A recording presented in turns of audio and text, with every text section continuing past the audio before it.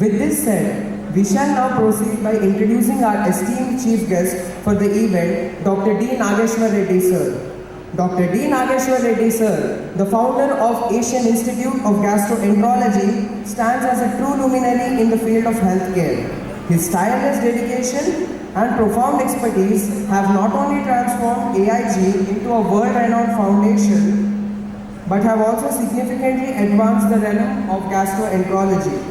Dr. Reddy's visionary leadership has been a beacon of excellence, guiding the institution to the pinnacle of medical care, medical innovation and patient care. Under his guidance, AIG has become a haven for patients seeking cutting-edge treatments and compassionate care. Dr. Nageshwar Reddy sir's contributions to the medical field are nothing short of remarkable, and his legacy continues to inspire and uplift all those in the pursuit of better healthcare. Let us now take a small glimpse into the inspiring life journey of Dr. D. Nageshwar Reddy sir. I now request the dignitaries to kindly take your seats in the alternative set of chairs to view the audio-visual presentation.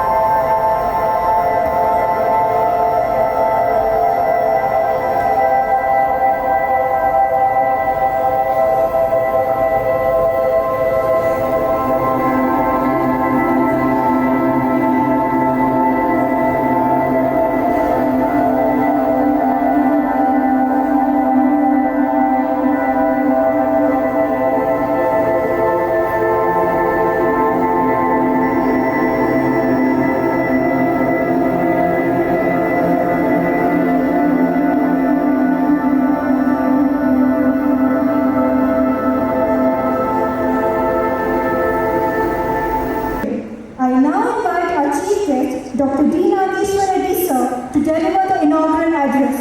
OSMECON, especially his founder, Dr. Pravi and Principal of Usmania Medical College, Dr. Shikala, for this very kind invitation. I'm actually very impressed by the activities of OSMECON. I think this is something, that we require as we go along.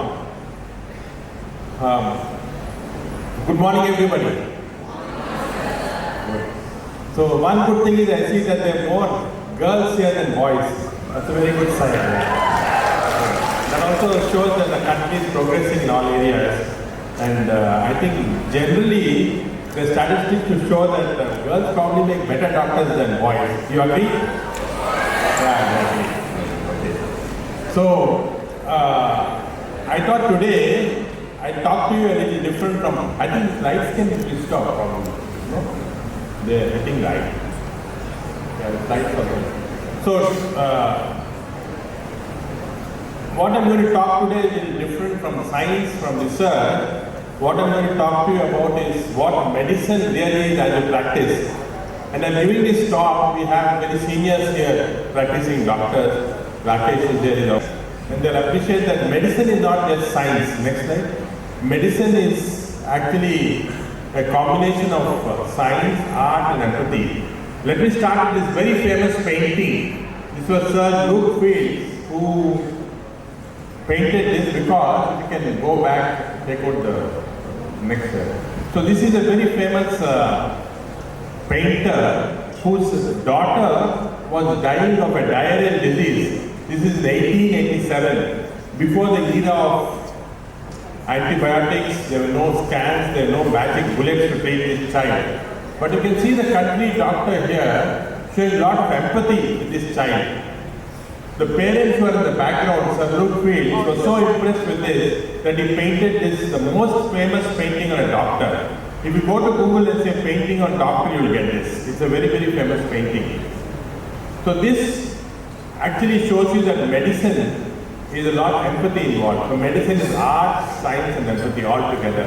So as medical students, as you graduate, as you become doctors, remember this, you learn everything about science in your medical school, but what you should learn further is art, and what you should master is empathy. Next slide. So let me show you something very surprising. A medical diagnosis, 80% are, you make a diagnosis based on symptoms. You examine the patient in detail, 84% of the patients are diagnosed. You do all investigations, including PET scans, you can make a diagnosis only in 92% of the patients. In 8% of the patients, in spite of all our present day investigations, we still can't make a diagnosis. And most of them, 6% ultimately a diagnosis can be made in post-mortem. And these are many studies that have come from several countries. And in 2% of the patients, we can never make a diagnosis what happened, why they died. So this to show the limitations of science. In fact, we all feel that high-tech medicine has enhanced the lifespan of people. No, it's not high-tech medicine. It's just simple sanitation, immunization, drinking water. These are the things that actually enhance the lifespan of human beings. And if you actually look at this, very simple thing, look at this. We had of course, the COVID pandemic coming in last few years. For all the research that we've done, for everything that has come, the only thing that could prevent this virus from spreading was simple isolation of people. It was later vaccination. All medical science, all this high-tech science was what we're doing last century when the Spanish flu came, isolating patients. Same thing we're doing now, which means that in spite of all these advances in medicine, we still are not completely masters of science of medicine. And in fact, there's something that you must know as students here, that whenever a new drug comes, everybody goes for the drug. But this is a typical example of why you should be very careful. When NSAIDs came first, they were used a lot, called GI bleed. So people said we use selective NSAIDs. They called COX-2 inhibitors. They were used. There was no bleed, but unfortunately they were used excessively, and this led to myocardial infarctions because of that. So you see the cycle. So whenever new is introduced in medicine, you should not jump for it. You must always wait, because science tells you over a period of time it evolves into something different. For me, this 40 years of practice, I found that the best pain reliever is the mind. The most powerful drugs in the world are two kind words from a doctor. Very often you find people coming with pain abdomen to us as gastroenterologists or neurologists, they go headache. All sorts of drugs may not help. You just sit, talk with the patient. Two kind words will solve the problem many times. So this is the art of medicine, not the science of medicine. And of course, to all the students, I think all of you have come through a very difficult stage. You have been first in your school, you have been first in your college, you went to the entrance exam, you got into medical college. So when this happens, it gives us certain arrogance. Okay, I am the best in the society. But it's very important to be humble, because I'll show you an example. I was in Milan recently, and this was a very important sculpture that Michelangelo was making. This sculpture was one of the unfinished one, the last one by Michelangelo. And in Italian he writes, I'm still learning. 88-year-old world's master of sculpture at 88 years is still learning. We as doctors continue to learn. You think you finished your medical education? No, you go on learning till you die. That's important. That's the reason why it's very important to be humble. So again, in medicine, we all know how something has occurred, but we don't know why something has occurred. And I'll show you an example of this. In fact, when I came back from PGI Chandigarh, my professor used to tell me this: a wise man knows he's a fool, but a fool always thinks he's wise. The reason why this is very important is that after you finish your medicine, or as you're finishing your medicine, don't think you have the knowledge of everything. There's still a lot more that you can learn, and you should always be humble about it. And of course, hard work is very important, and this is something that next please I think all of you must have heard of this very famous Aristotle saying that we are what we repeatedly do. Excellence is not an act. You're not born with excellence, but because of constant practice you become excellent. And that's the reason why I think workshops like this that we have here in OSMECON are very important. They keep telling you that you have to go on practicing. For those who haven't read this book, you should buy this book from Amazon. It's called The Outliers, where Malcolm Gladwell, he tells you what is the reason for success in different people. And one of the most important reasons for successful people is the hard work they put in. The harder you work, the more successful you become. So of course, next slide. There is no substitute from I think hard work. A dream becomes reality through magic. It takes sweat, determination and hard work. That's very important. Next. Of course, it's very important that you also undergo this type of training that you are undergoing here, because again, when you're doing your practice of, for example, gastroenterology, we teach endoscopy. We are now not doing it on patients, we are doing it on computers, on matches, because we must harm as few patients as possible. Right?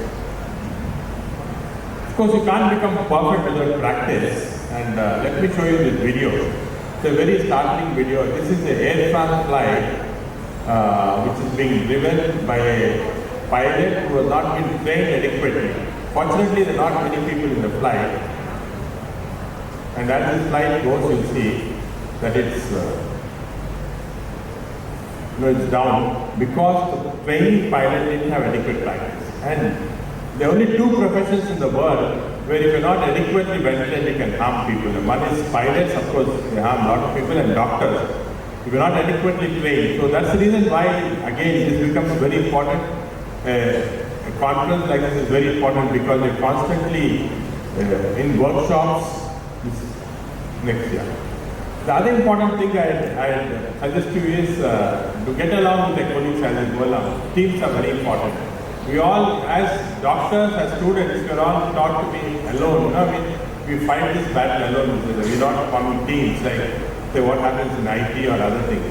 So getting along with the colleagues is very important. This is my colleague, Dr. G.V. Rao. Dr. G.V. Rao is a surgeon. Together, both of us established the AAG 35 years back. We are working together still, of course. We have changed a little because of the age factor, but we still work together 35 years. And you see that whenever he's in trouble, I help him out. Whenever I'm in trouble, he helps out. So you can all form teams, like work with your colleagues together. It's very important. And also you should work with other parts of the team, that's not doctors.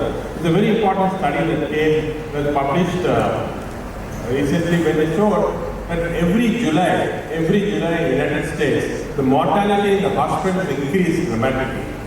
Now why is this? This they found is because in July the nurses change. The new nurses come, the old nurses are going off.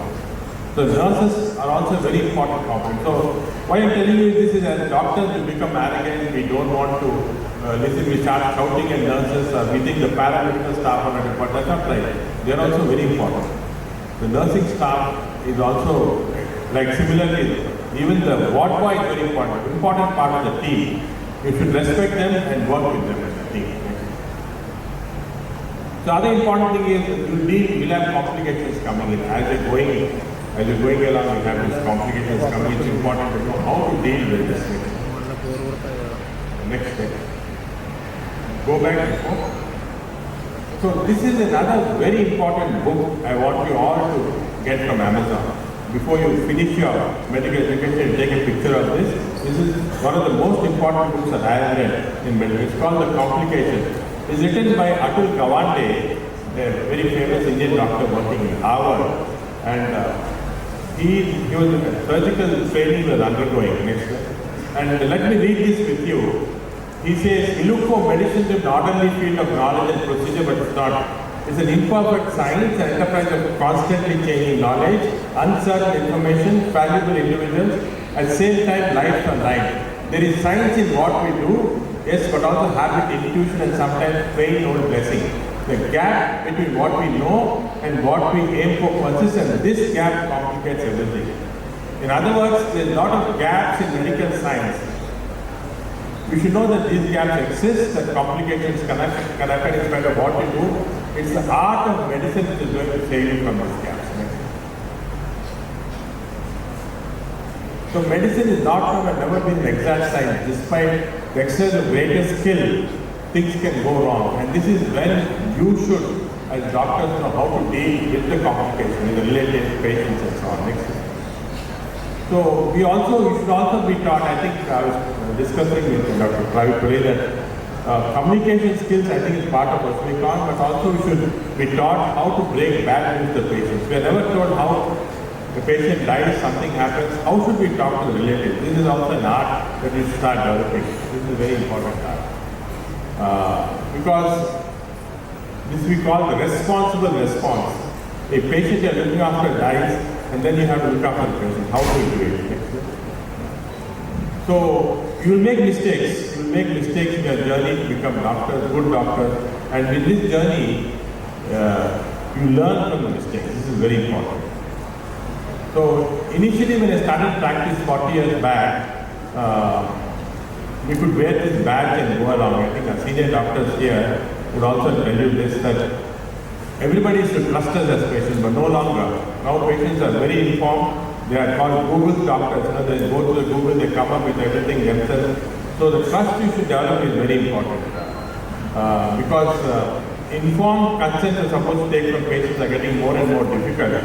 It's very important that the patient develops the trust. And to develop this trust, it takes long hours of talking to the patient, developing a trust with the family. So this is another art that you must learn in addition to the science.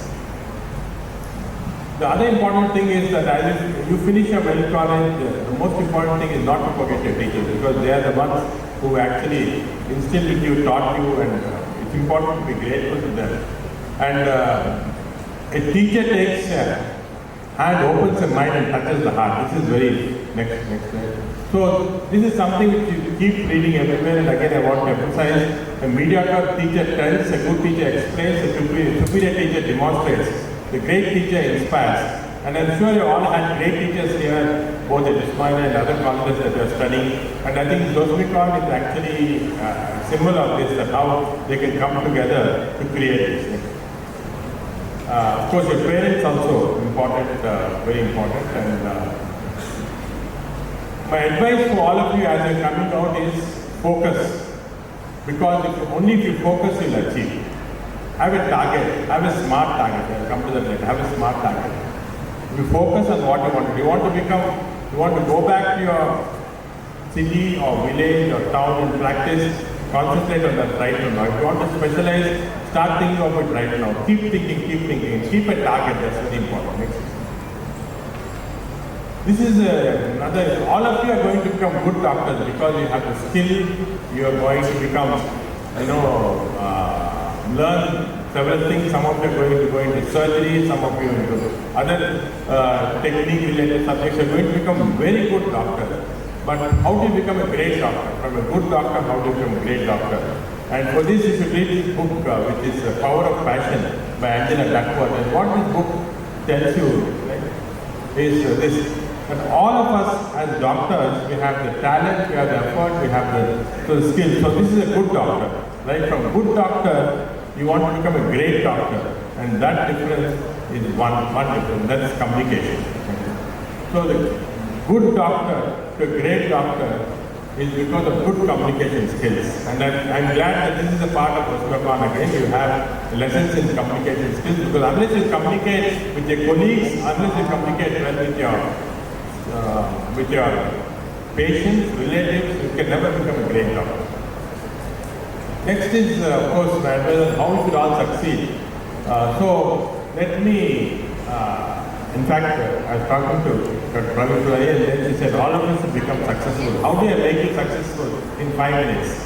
Success is, if you are rich, if you are powerful, if you are famous. I know many of them on the stage are, but how many of you here are successful? Can you raise your hands based on this? I don't see any hands. No successful people here? Okay. Next slide.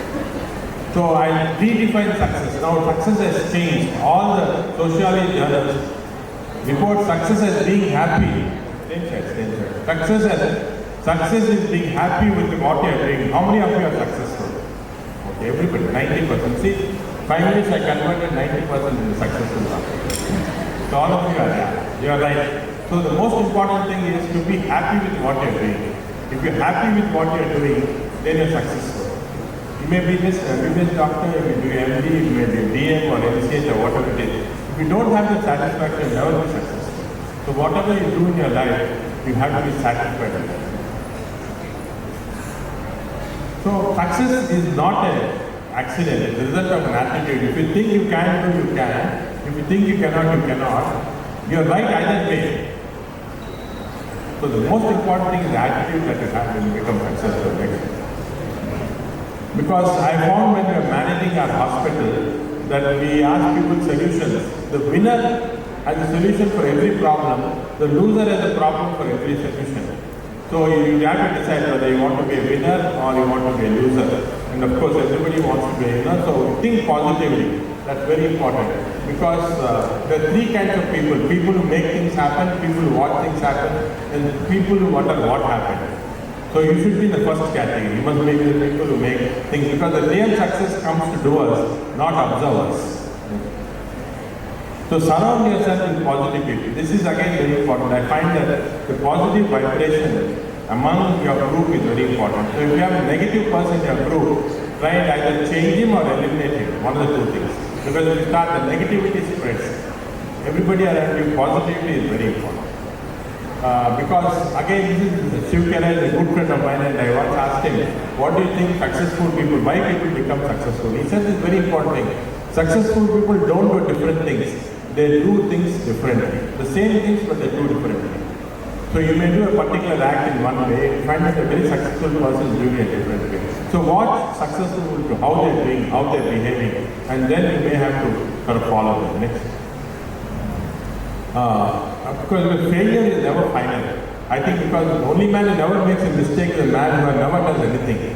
So if you don't do anything, you don't fail. But if you do something, you will definitely fail. Don't get discouraged, because failure is part of the thing.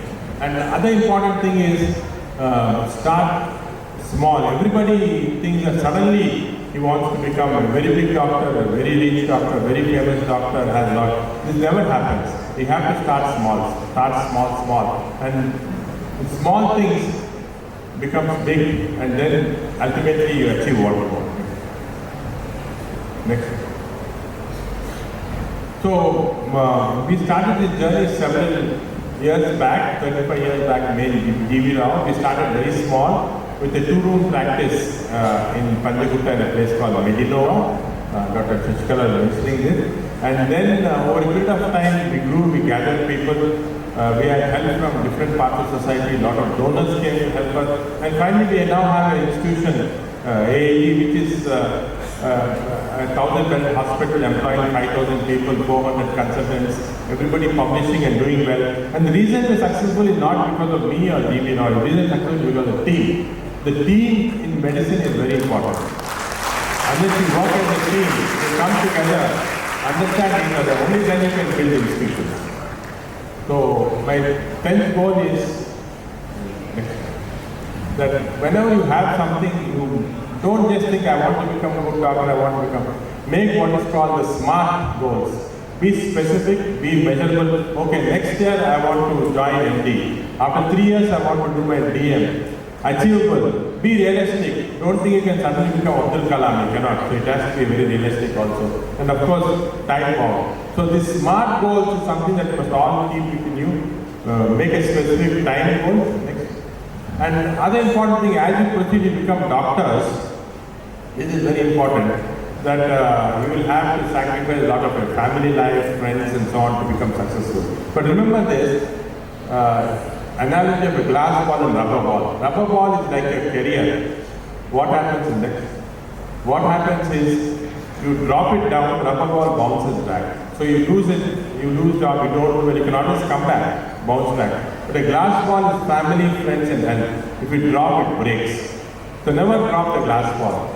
Always be cognizant about it. It's very important to keep your friends together, look after your family and your health. Right now you're all very young, you don't have health problems, but over here if you develop, it's very important to keep yourself healthy. So finally I want to end by this that what is very famous saying of Mother Teresa. As doctors, we are the priests of the religion of medicine. All patients come to us with a lot of trust. They come in. There is no other profession where somebody comes and gives his body and soul and says do whatever they like. No other profession.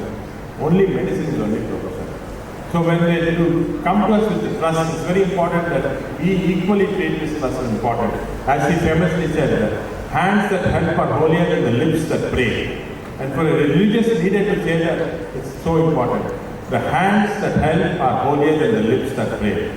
Ladies and gentlemen, just remember this in your practice. This art is as important as science. Thank you very much. So how many are final year students here? Third year? Oh, many third years. So you just finished anatomy and or you are they change now? Yeah. Okay.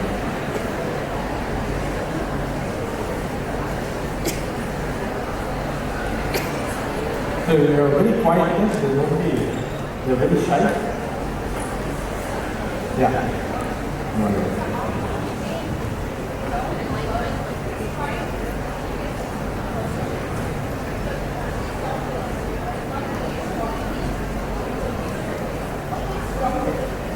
Yeah. So the question is how to remain grounded always. I think gravity helps.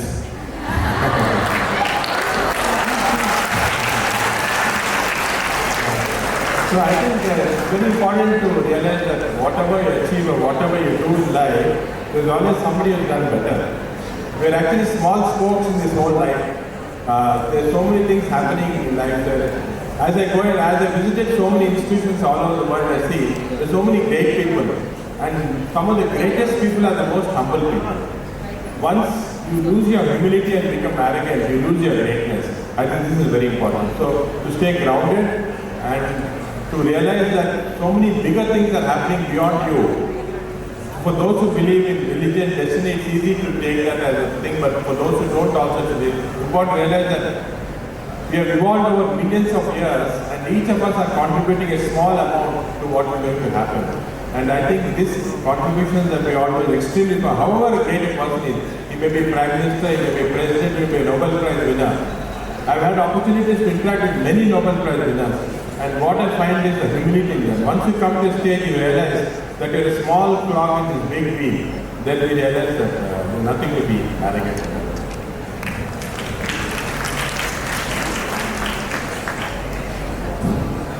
Good morning, sir. Yeah, please. Good morning, sir. I'm a greatest admirer of you. I'm Shailusha. You must tell your name and Shailusha, sir. Shailusha. From where are you coming from? Aryan Medical College. Sir, I'm the greatest admirer of you, and I never miss any interview of yours. And I just have one question, sir. Sir, you were into the medical field because of your father. Yes. And you thought to take pathology for your PG, but again your father made to take this one. Yes. And you were the one. In India, the gastroenterology was not developed when you were about to join. But you have taken gastroenterology. Can I know what were your mind thoughts when your father made you a doctor and again he changed as a pathologist and again you took gastroenterology which was not developed in India when you were taking? Thank you for the question. Of course, I didn't go into the personal history of mine because I thought, again, it sounded a little arrogant. But anyway, so what happened was, during MBBS, I was very interested in research. You can hear me? Clear? Okay, I'm very interested in research. So as a house surgeon, every day in the evening, I would go to a genetic lab. There was one Dr. Saumitri, who also worked as an anatomy professor here.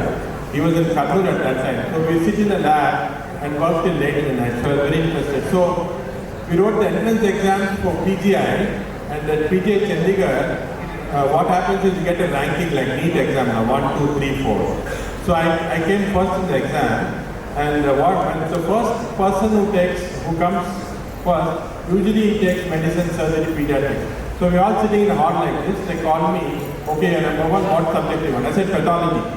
And the pathology professor was the director of the institute, Dr. Iker. He said, in the history of PGI, nobody has selected pathology coming first. So kindly sit aside, think for some time and come back again. Maybe you're not, something is happening, you're not clear, you're confused. So I went, sat aside, and after half an hour I came again and I said, I want pathology. Okay, he said, you always keep taking it, take it. After I joined, Dr. Iker was a very close friend of my father. He then came to know that I was his son, so he rang him up and said, you have a crazy son who's taken pathology coming first in the rank. So my father was very upset. He said, just kick him out from that place. So they kicked me out of PGI Chandigarh at that time. Because, rightfully I think looking back I'm grateful to him because he felt that as a pathologist your contribution to the society will be very less because the whole medicine is controlled by clinical people. So if you want to do something substantial, you have to get into clinical field. So then I got internal medicine. And then at that time, internal medicine, there was hepatitis B virus had just come in. I had contact with Professor Bloomberg, who discovered hepatitis B virus. He got Nobel Prize. I was very impressed with him. So I took up gastroenterology for that reason. After I finished my gastroenterology, I came back to Hyderabad. I was into practice. And in Hyderabad, there were only 5 gastroenterologists for all Hyderabad, only 5. All of us had very good practice. In fact, I had so much practice that my wife was getting vexed with the money I was earning. So in this, I thought I was doing very well. 4 or 5 years into practice, my father called me home one day for lunch. And he told me, I'm very disappointed with you. I said, why are you disappointed? He said, you have not achieved anything in life. I said, I have done my DM. I know not many people get, there were only 2 seats for DM in the whole country at that time. I got DM Gastro, I did well, I'm practicing, I'm making a lot of money. He said, that is not doing well in life. Have you created an institution? Have you done any research? Have you published any papers? Have you taught any students? Or you looked after a certain group of people who have been looked after because they are not disabled? So then I looked back and said, no, I have not done any of that. Then he said, you are a failure in life, unless this is done. So at that moment, I decided to stop practice. I talked to my friend G.B. Rao and I said, look, we'll stop practice, we'll go into institutional mode, we'll get a group of people, let us all of us work together like an institution on a salary platform, and then we started AAG. So for me, that was a life-changing event. That single sentence when he called and told me you're a failure, that was enough to go through. So that's how I went into this. Then 2004 we started AAG hospitals in Somanjagura. We got a lot of help from the society in form of grants, donations and so on, so we could build this institution. So this was the story. Thank you. Niharika from Government Medical College, Nizamabad. What is the one motive that wakes you up every day and tells you to be a great doctor in all these fields? Yeah. No, I think what motivates me now is actually not one, I can tell you 2 or 3. One of course is the patients who come to us, the certain patients really require our help. The second is we have a large teaching program, we have a lot of students and all. They are motivating. In fact, in our institution, the policy that students should criticize the teachers. We always look for criticism. Sometimes they are doing wrong, not only in science but other forms. So this is the second factor that motivates me. And third, of course, is the values that have been taught by my parents. That also motivates me constantly. These are the 3 motivators.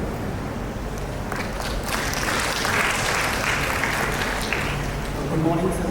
I'm Abdul Rahman from IIM Medical College. From where? IIM Medical College, Hyderabad. Hyderabad. It's like a dream coming to talking to you.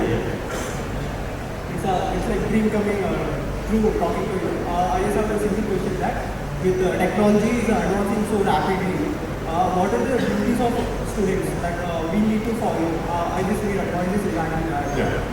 If the question is for those who haven't heard, the technology is developing so much, for example, like artificial intelligence. So what should be your goal in trying to grasp the technology and applying it?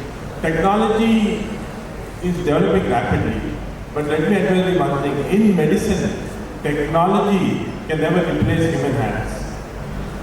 In fact, human intelligence in medicine is much superior to artificial intelligence.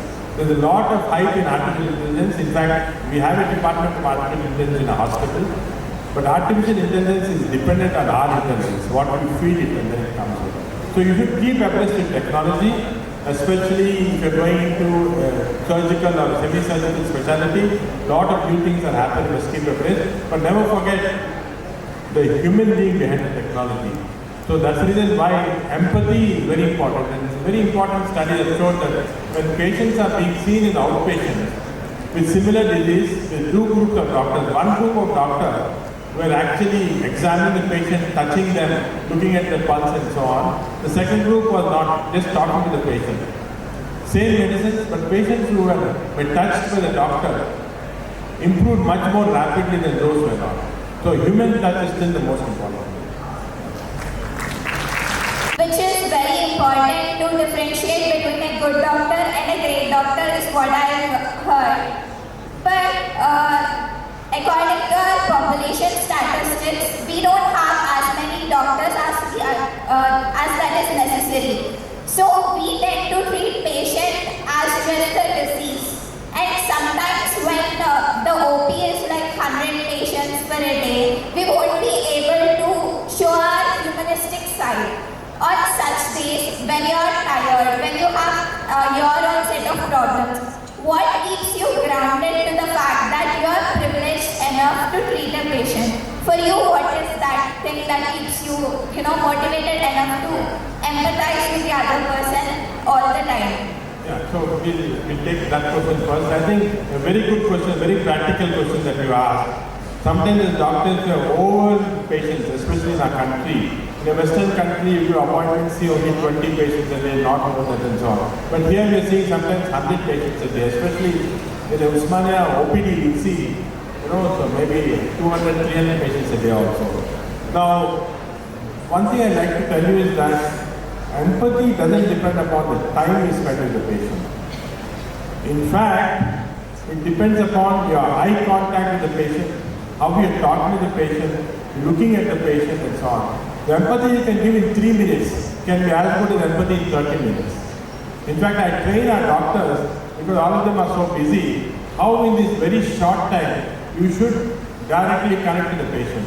There is an art involved in this. Connecting to the patient it may take 1 minute, 2 minutes, 3 minutes. That is sufficient time for you to connect to the patient and to show with your facial reaction. You must remember that the patients are watching us carefully. Your patient reaction, how you react to the patient, how you convey back to the patient, the politeness that you have, the humility you show, all this makes a difference. Whether the patient is rich patient, poor patient and so on. So it takes a very short time to convey all this. I agree with you that sometimes at the end of the day after seeing 100 patients, you can't be as patient. You can become a little, short-tempered and so on. But remember that for you he's 100 patients, but for the patient, you are only one. For him, his life depends on the decision you make, whether you order a particular test, whether a particular treatment is given or not. So for every patient, his life is important in this country. So even at the end of the day, the 100th patient you are seeing, for him he is as important to him as to the first patient you are seeing. So remember that they're coming with you so much faith, they're trusting you. As long as you remember that, you keep motivated. You don't lose your temper, because even one wrong diagnosis can make it. So that's very important. Stay motivated, and even a very short time, empathy is very important. That was very great insight from you, sir. Thank you. I'd like to ask one more question. Sure. You were an entrepreneur like 30 years back, and you have established a successful institute, Asian Institute of Gastroenterology. Right now, for the entrepreneurs in our what would you suggest? What's So, the first modality things that are? No, I suggest the following things. I talked with Dr. Ravi Palunga. I suggest that the next OSMECON, we have a half-day session on entrepreneurship. So we do that. So that it's a very important question you ask, because as doctors, I was never taught entrepreneurship in my medical college. I was never taught leadership qualities. I was never taught people management. All this become very important as you come out in life and build your careers and institutions. It's a different field by itself, a different area, and we have to spend a little time to develop these skills. There's a lot of science, art, so many things involved in this. So I think next time we'll have a separate half-day session where all this can be taught in a separate way. Okay? You'd be very much waiting for that, sir. Thank you so much for your wonderful insight. Sure, thank you. Good morning, sir. Myself, Sita from Government Medical College, Nizamabad. Sir, as technology is increasing, how to stay focused in this digital world? Digital world? Yes, sir. Yeah. How do we stay focused? So the part of that I was answering earlier, that technology may develop, artificial intelligence may come, chat GPTs will come and so on. But still, none of them will replace a human touch and human mind in a treating patients. They are all, in my opinion, even over the next 50 years, the human being as a person treating patients will still be superior to all technology. If you look at what happened, say, when Osler was teaching medicine, and I hope you know Osler, Osler, the famous father of medicine, was teaching medicine. Medicine and treating patients have not changed in the last 100 years, it's same. It's just that we have better diagnostic modalities now, we have better therapeutic skills now, but all these should be with the focus of having the patient in the background. And that's why I showed you the statistics. In spite of all the diagnostic skills, everything, still we can make a diagnosis only in 98%. In 2% of the people we cannot. So the human touch is still extremely important. And never forget that. As students, you will be blown away by your Bailey and Love textbooks, I don't know, Hamilton's textbooks or whatever you're reading. But all this science is there, but there is a large amount of human variability, biological variabilities which are there, which only as people who are looking after patients will know. Technology can never touch that.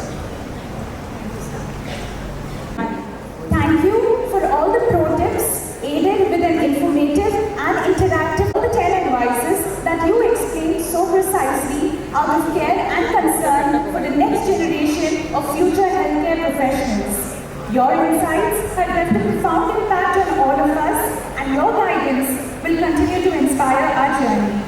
We thank you for gracing this conference with your presence.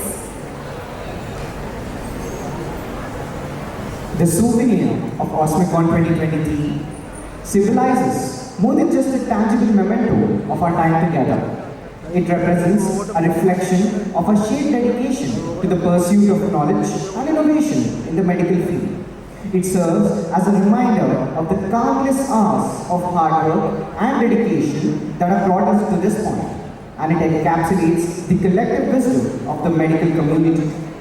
As we leaf through the pages of this souvenir, we are reminded of the interconnectedness of our work.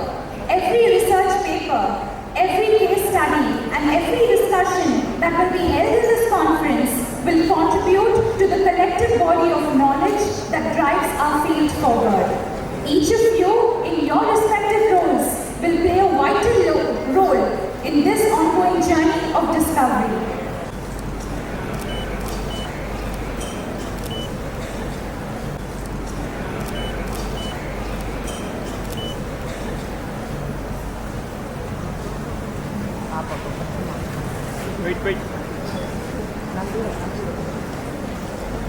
Wait.